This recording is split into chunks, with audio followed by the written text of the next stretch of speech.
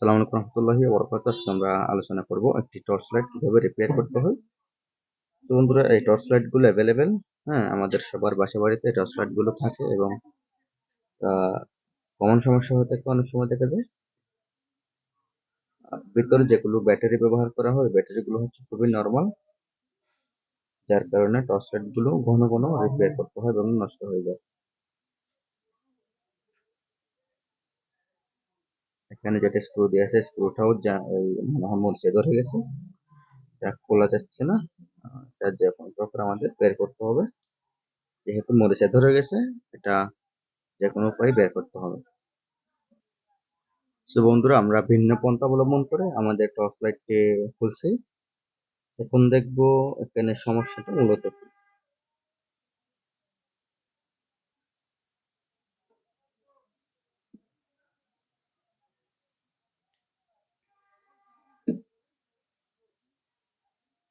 আর এখানে যেটা চার্জারের পিন আছে, এই পিনটাও মরিচা ধরে গেছে, তো এটাও পরিবর্তন করতে হবে। আচ্ছা, আমরা আগে প্রাথমিক পর্যায়ে চার্জারের যেটা পিন আছে, এই পিনটি পরিবর্তন করতে হবে। দেখি পিনটি পরিবর্তন করে টর্চ লাইটের সমস্যাটা সমাধান হয় কিনা। পিনটি পরিবর্তন করার জন্য আমাদের সোল্ডারিং আয়রন ব্যবহার করে পুরাতন যেটা পিন আছে এটা খুলে ফেলতে হবে। এরপর এখানে নতুন একটা পিন সেট আপ করতে হবে। এগুলো মার্কেটে অ্যাভেলেবেল পাওয়া যায়, আপনারা চাইলে মার্কেট থেকে খুচরা এবং পাইকারি নিয়ে আসতে পারেন।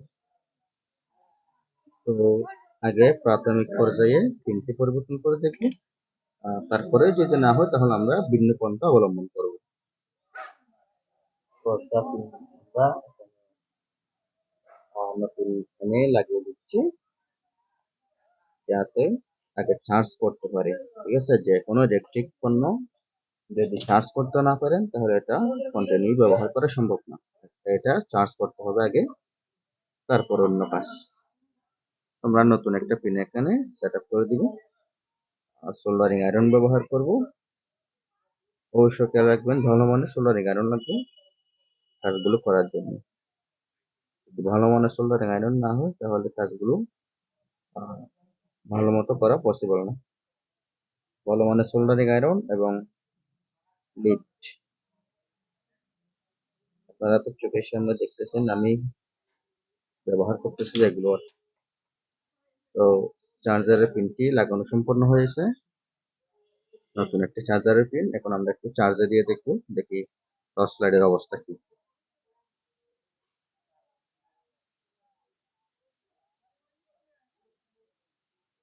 বন্ধুরা দেখেন, আমি চার্জারে লাগিয়েছি, চার্জ হয় কিনা। অল্প একটু লাগিয়ে রাখলে হয়তো আমরা বুঝতে পারবো চার্জ হচ্ছে কিনা সেটা। ব্যাটারিতে যদি চার্জ নেয়, যদি ব্যাটারিতে চার্জ নেয় তাহলে বুঝবো চার্জারের পিন পরিবর্তন করার পরে সমাধান হয়েছে। চার্জারে লাগানোর পরেও কোনো রেসপন্স আমরা পাচ্ছি না। আমরা এখন ব্যাটারি চেক করে দেখি ব্যাটারি ভালো আছে কিনা এবং ব্যাটারির মধ্যে কোনো প্রবলেম হয়েছে কিনা।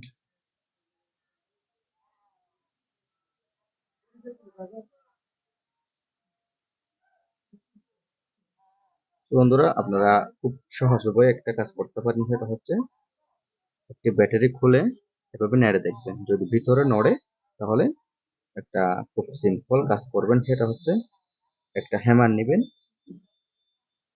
হ্যামার নিয়ে আপনারা একটা ফ্ল্যাট স্ক্রুড্রাইভার নিয়ে হ্যামার নিয়ে একটা এখানে বাড়ি দিবেন।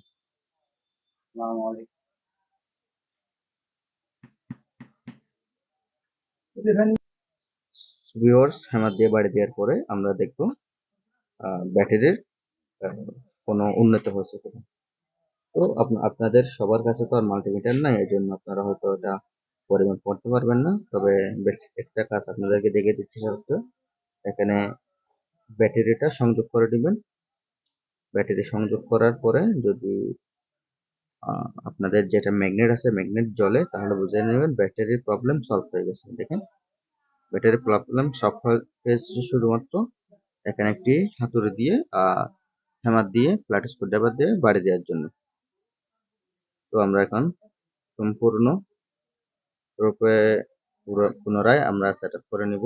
আগে যেভাবে খুলছিলাম, এখন যদি আপনারা চার্জারের পিনও পরিবর্তন করছেন আর ব্যাটারির সমস্যাও সলভ করছেন, এখন খুব ইজিলি এটা ব্যবহার করা যাবে। আপনারা লং টাইম এটা ইউজ করতে পারবেন। তো ভিউয়ার্স, আমরা যেভাবে খুলছিলাম ঠিক সেভাবে এটা সেট আপ করে নেওয়ার চেষ্টা করতেছি।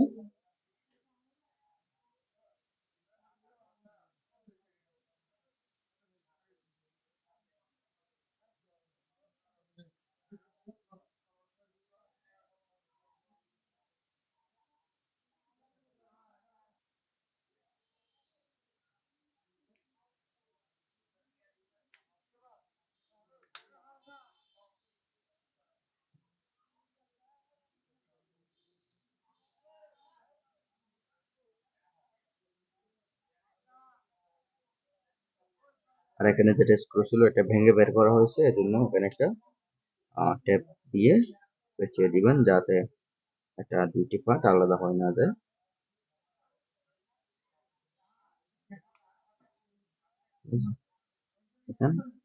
এখানে টর্চ লাইটের যেটা সমস্যা ছিল এটা সমাধান হয়ে গেছে।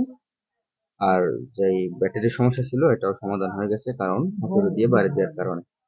আর এটা একটু আমরা চার্জ দিয়ে দেখবো।